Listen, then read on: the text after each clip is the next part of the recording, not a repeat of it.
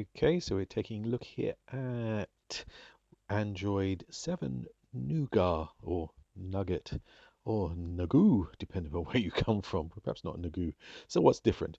First thing, let's have a look at this. The new notification thing. It's much different, much cleaner, a flatter screen here, and you get these great little mini icons at the top here, so you can access everything with one little swipe. You don't have to go through two swipes. If you go through two swipes, then you've got the full notification bar that you're used to from previous versions of Android. You can also, if you add more things here, you can add through editing, you can add more and actually get pages on your notification screen. So that's pretty cool. In the settings section itself, that's also changed. You'll see that it's a lot flatter. The first view of your settings is not the typical one. If you want to see that, you do this. Swipe in from the side and look, there's your about phone and all that kind of cool stuff. You know, we can do all this stuff that we're used to by now, putting the little logo up for Nougat. So clever. So anyway, the great thing about this new view is it comes with some suggestion stuff to help you set up things that you may not have known about before. So this gives you clues of how you can personalize your phone and stuff like that, or you can hide it if you want to.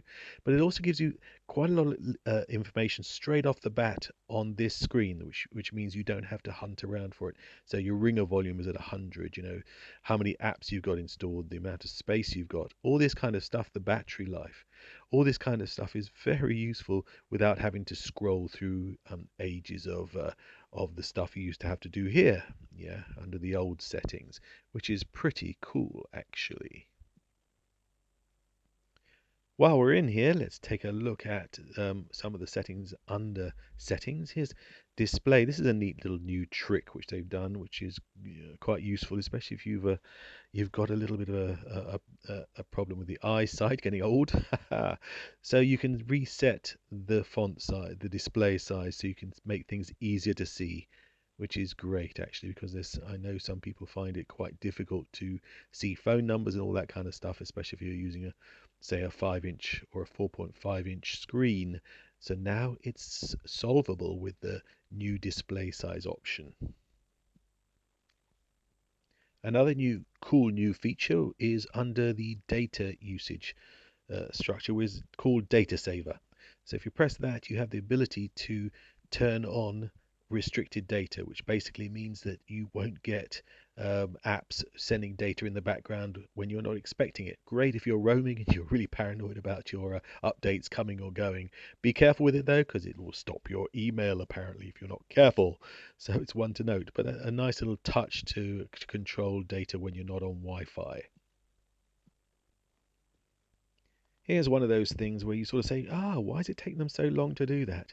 You can now put in emergency information. So this is things to help people if you have an incident, as they say, blood type, allergies, medications, medical notes, all that kind of stuff can be added here so that it's easily accessible if somebody comes across you as part of that incident. The other thing that's pretty cool about Android 7 is the way you manage apps. They've upgraded the ability to manage them in a number of cool ways.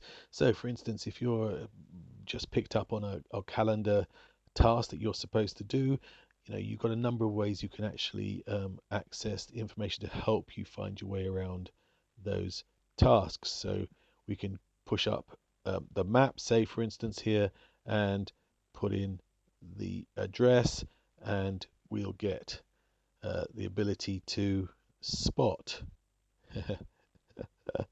Oh, let me just pull that in. Spot where we are, where we're going, and even do a navigation while keeping an eye on the information at the top here, which is telling us exactly where we're trying to go. So it's that's pretty neat. So the twin screen is one of those sort of things. Also, the amount of times I fiddle around trying to get phone numbers out of a text or something like that and get it into the phone and stuff. This is going to solve that instantly, I feel. The other thing you get is the ability to switch between different apps with a double tap, which is again another way of managing the app.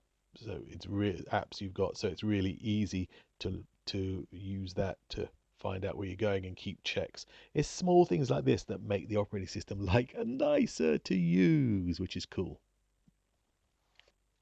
The final bit really about is behind the scenes, and what they're saying is they've updated the whole architecture so it does faster installs, and it certainly seems snappier. But the thing I've noticed mostly since I've had this on is the battery life has improved. I think it's purely subjective, of course, but I'm definitely getting a feeling that the battery life on doze, where it goes into doze mode, which just the phone's just sitting there, is really been improved quite significantly. I'm noticing the reduction in battery power over the day is much less than it used to be.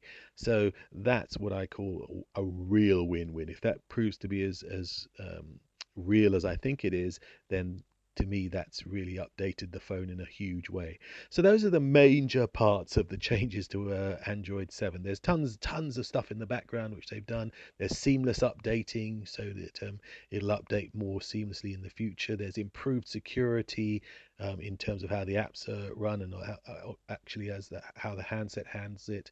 So there's a bunch of stuff that's coming, but those are the main things we picked up just by playing with this over the past couple of days. It's a really nice update. It doesn't look like it's changed much, but it has, you know. So there you go.